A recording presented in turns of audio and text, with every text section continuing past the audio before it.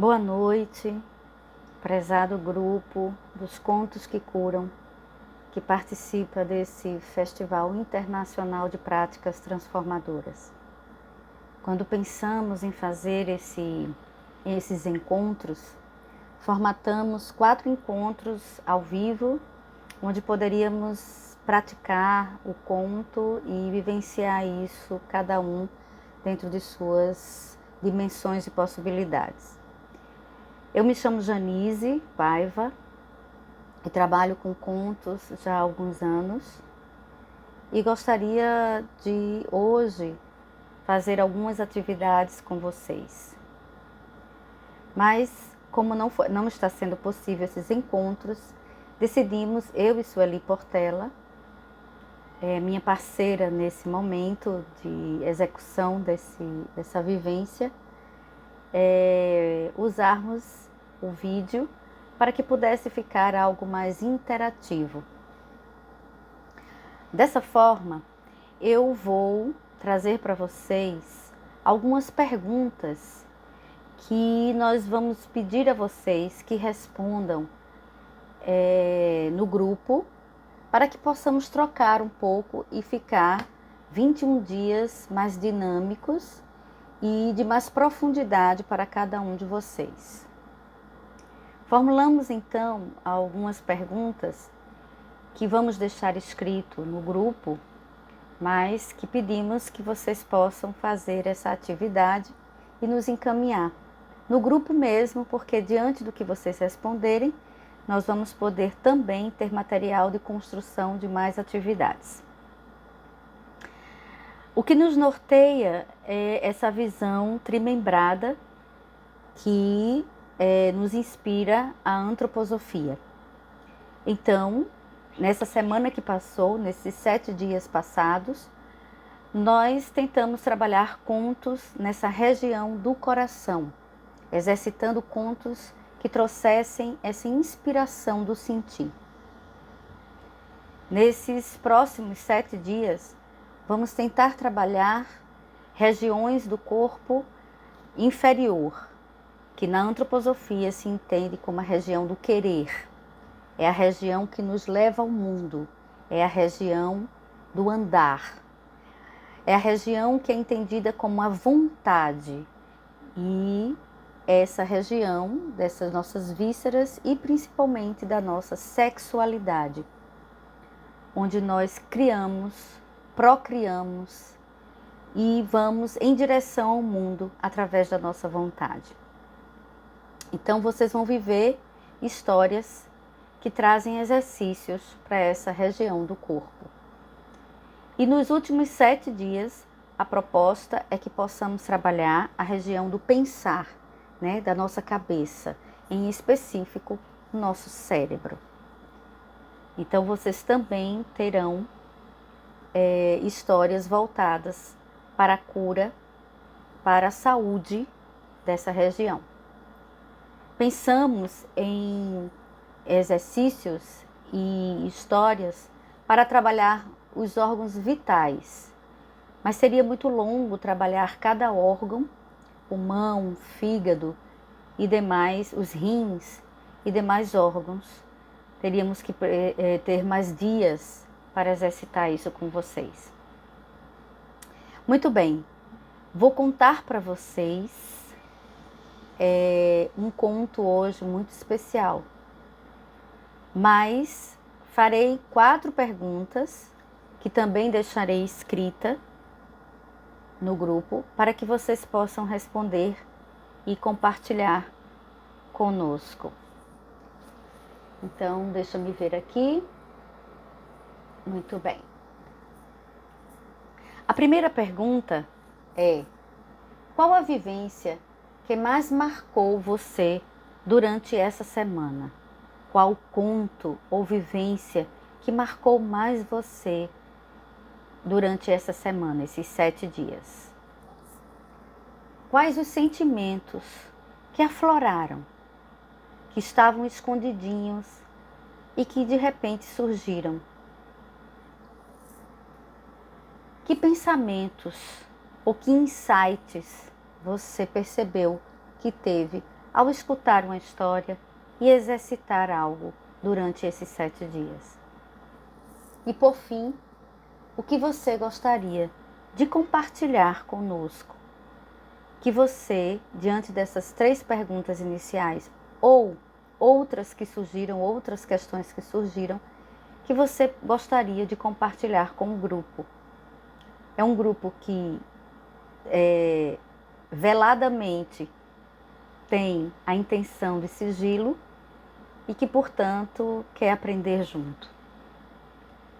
De toda forma, deixarei essas perguntas escritas logo abaixo. E hoje eu quero apresentar para vocês um conto deste livro.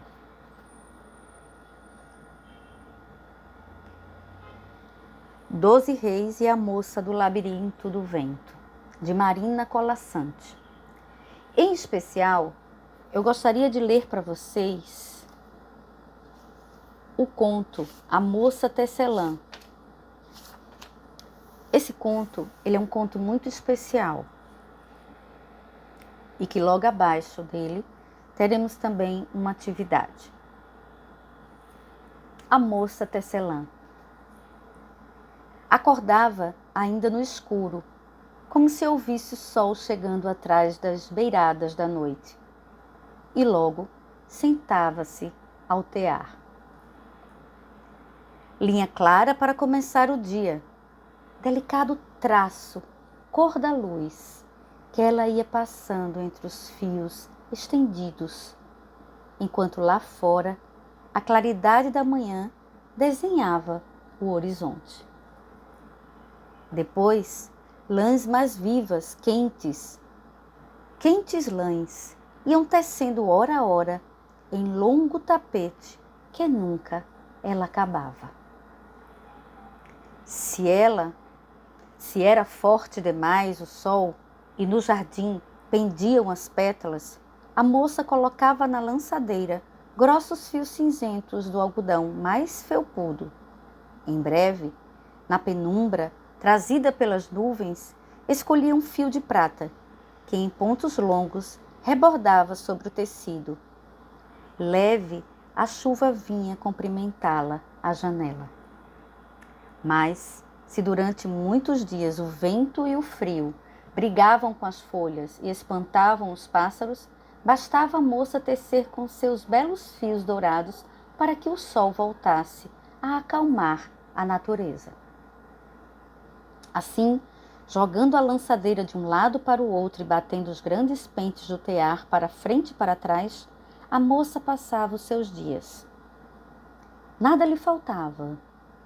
Na hora da fome tecia um lindo peixe com cuidado de escamas, e eis que o peixe estava na mesa, pronto para ser comido.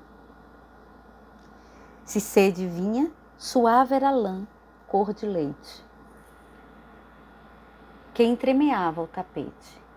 E à noite, depois de lançar seu fio de escuridão, dormia tranquila. Tecer era tudo o que fazia. Tecer era tudo o que queria fazer. Mas tecendo e tecendo, ela própria trouxe o tempo em que se sentiu sozinha e que pela primeira vez pensou como seria bom ter um marido ao seu lado. Não esperou o dia seguinte. Com capricho de quem tenta uma coisa nunca conhecida, começou a entremear no tapete as lãs e as cores que lhe dariam companhia. E aos poucos, seu desejo foi aparecendo. Chapéu emplumado, rosto barbado, corpo aprumado, sapato engraxado. Estava justamente acabando de entremear o último fio da ponta dos sapatos quando bateram à sua porta. Nem precisou abrir. O moço meteu a mão na maçaneta, tirou o chapéu de pluma e foi entrando na sua vida. Nem precisou abrir e já estava ele, lá, pronto. Aquela noite, deitada contra o ombro dele, a moça pensou nos lindos filhos que teceria para aumentar ainda mais a sua felicidade. E feliz foi durante algum tempo. Mas, se o homem tinha pensado em filhos, logo os esqueceu. porque descoberto o poder do tear, em nada mais pensou a não ser nas coisas todas que ele poderia lhe dar. Uma casa melhor é necessária, disse para a mulher, e parecia justo, agora que eram 2. Exigiu que escolhesse as mais belas lãs cor de tijolo, fios verdes para os batentes e pressa para a casa acontecer.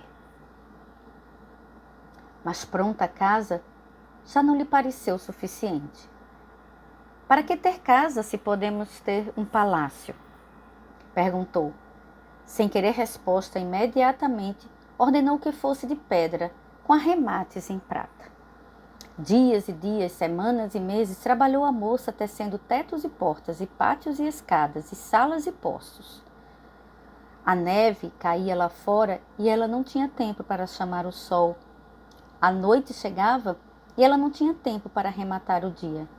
Tecia e entristecia, enquanto, sem parar, batiam os pentes acompanhando o ritmo da lançadeira. Afinal, o palácio ficou pronto.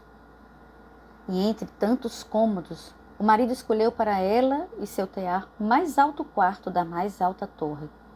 É para que ninguém saiba do tapete, disse. E antes de trancar a porta, a chave, advertiu. Faltam as estrebarias.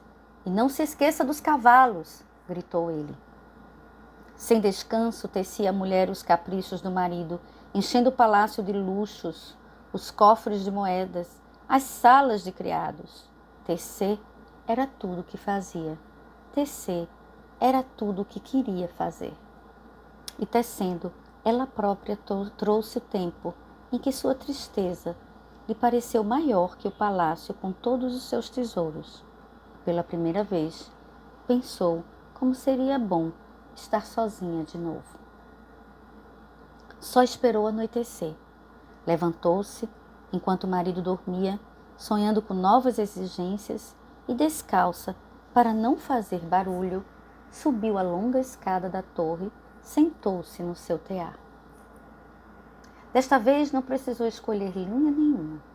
Segurou a lançadeira ao contrário e, jogando-a veloz de um lado para o outro, começou a desfazer o seu tecido.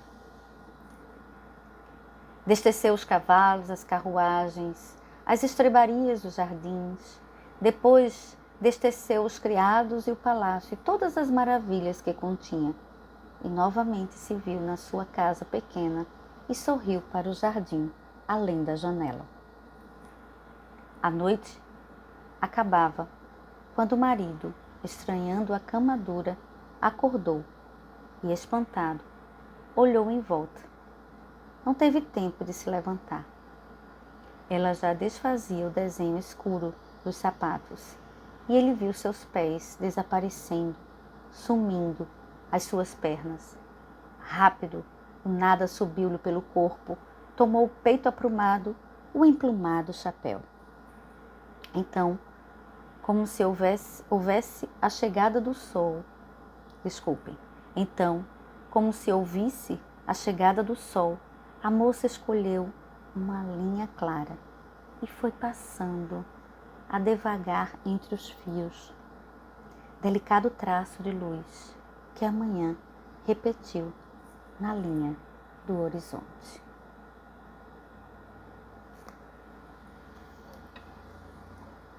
E, deixando essa história reverberar em você, eu convido você a responder uma pergunta.